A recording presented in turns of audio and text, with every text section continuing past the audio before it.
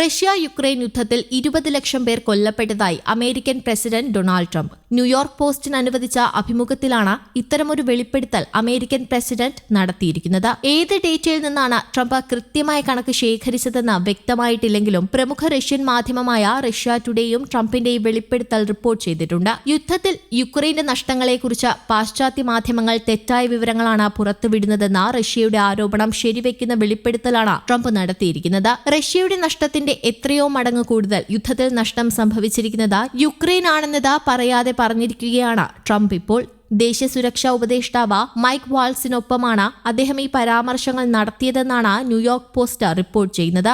Ukraine സംഘർഷത്തെക്കുറിച്ച് Russian president Vladimir പുടിനുമായി ഫോണിൽ ചർച്ച ചെയ്തതായി അമേരിക്കൻ പ്രസിഡന്റ് ഡൊണാൾഡ് ട്രംപ് അറിയിച്ചതായും ന്യൂയോർക്ക് പോസ്റ്റ് റിപ്പോർട്ട് ചെയ്തിട്ടുണ്ട്. എന്നാൽ ട്രംപിന്റെ ഈ വെളിപ്പെടുത്തലിൽ റഷ്യ ഇതുവരെ പ്രതികരിച്ചിട്ടില്ല. യുക്രൈൻ സംഘർഷം വേഗത്തിൽ അവസാനിപ്പിക്കുമെന്ന് ആവർത്തിച്ചു പ്രതിജ്ഞയെടുത്തിട്ടുള്ള ട്രംപ് ഫെബ്രുവരി 7-ന് എയർഫോഴ്സ് വണ്ണിൽ വെച്ച് നൽകിയ അഭിമുഖത്തിനിടയിലാണ് ഈ പരാമർശങ്ങൾ നടത്തിയിരിക്കുന്നത്. ട്രംപുമായുള്ള അഭിമുഖത്തിൽ നിന്നും ലഭിച്ച പുടിനുമായുള്ള ഫോൺ കോളിന്റെ ഒരു വിവരങ്ങളും ന്യൂയോർക്ക് പോസ്റ്റ് പങ്കുവച്ചിട്ടില്ലെന്നതും ശ്രദ്ധേയമാണ്. റഷ്യൻ പ്രസിഡന്റ് വ്ളാഡിമിർ പുടിനുമായി എത്ര തവണ ആശയവിനിമയം നടത്തിയെന്ന ചോദ്യത്തിനും ഡൊണാൾഡ് ട്രംപ് കൃത്യമായ ഒരു ഉത്തരം നൽകാൻ തയ്യാറായിട്ടില്ല. എന്നാൽ യുക്രൈനുമായുള്ള ശത്രുത അവസാനിപ്പിക്കാൻ പുടിൻ ആഗ്രഹിക്കുന്നുവെന്നാണ് ട്രംപ് വെളിപ്പെടുത്തിയിരിക്കുന്നത്. ചെറുപ്പക്കാരും കുട്ടികളും അടങ്ങുന്ന ആളുകൾ അർത്ഥശൂന്യമായി കൊല്ലപ്പെട്ടുകൊണ്ടിരിക്കുന്നത് അവസാനിപ്പിക്കാൻ പുടിൻ ആഗ്രഹിക്കുന്നതായും ട്രംപ് അഭിമുഖത്തിൽ പറയുന്നു. യുക്രൈൻ പ്രതിസന്ധി പരിഹരിക്കുന്നതിനുള്ള സാധ്യതകൾ ചർച്ച ചെയ്യുന്നതിന് വ്ളാഡിമിർ പുടിനുമായി കൂടിക്കാഴ്ച നടത്താനുള്ള ആഗ്രഹം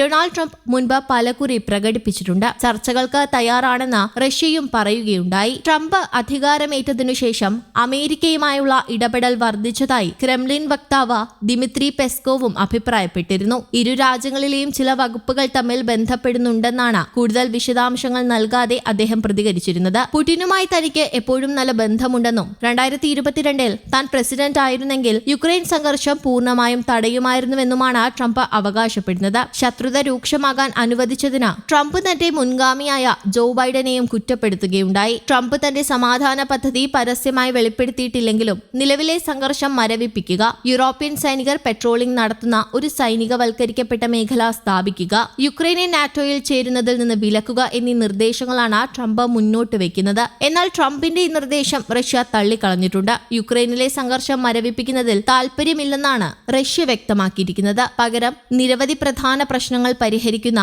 കൂടുതൽ സമഗ്രമായ ഒരു ഒത്തുതീർപ്പിനായാണ് റഷ്യ ശ്രമിക്കുന്നത്. റഷ്യയുടെ നിയന്ത്രണത്തിന് കീഴിലുള്ള പ്രദേശങ്ങളെ അംഗീകരിക്കുക, സ്ഥിരമായ നിഷ്പക്ഷതയിലേക്കും സൈനികവൽക്കരണത്തിലേക്കും ഡിനാസിഫിക്കേഷനിലേക്കും യുക്രൈൻ പോവുക എന്നതാണ് റഷ്യ മുന്നോട്ട് വെക്കുന്ന നിർദ്ദേശം. അതിന് യുക്രൈൻ തയ്യാറല്ലെങ്കിൽ പൂർണ്ണമായും ആ രാജ്യം തന്നെ പിടിച്ചെടുക്കാനാണ് റഷ്യ പദ്ധതി തയ്യാറാക്കിയിരിക്കുന്നത്. യുക്രൈന്റെ നട്ടെല്ലായ ഡോൺബാസിലെ പ്രധാന നഗരമായ ഡിസർഷിൻസ്കിന്റെ നിയന്ത്രണവും റഷ്യൻ സൈന്യം പിടിച്ചെടുത്തു കഴിഞ്ഞു. സംഘർഷത്തിന്റെ ആദ്യഘട്ടങ്ങൾ മുതൽ യുക്രൈൻ സൈന്യം ഇവിടെ കേന്ദ്രീകരിച്ചാണ് മൈനുകളും കൂമ്പാരങ്ങളും ശക്തിപ്പെടുത്തിയിരുന്നത്. 5 മാസത്തെ ഡിസർഷിൻസ്ക് യുദ്ധത്തെക്കുറിച്ചുള്ള സ്ഥിതിവിവര കണക്കുകളും റഷ്യൻ പ്രതിരോധ മന്ത്രാലയം ഇപ്പോൾ പുറത്തുവിട്ടിട്ടുണ്ട്. News desk, Kerala Kaumudi.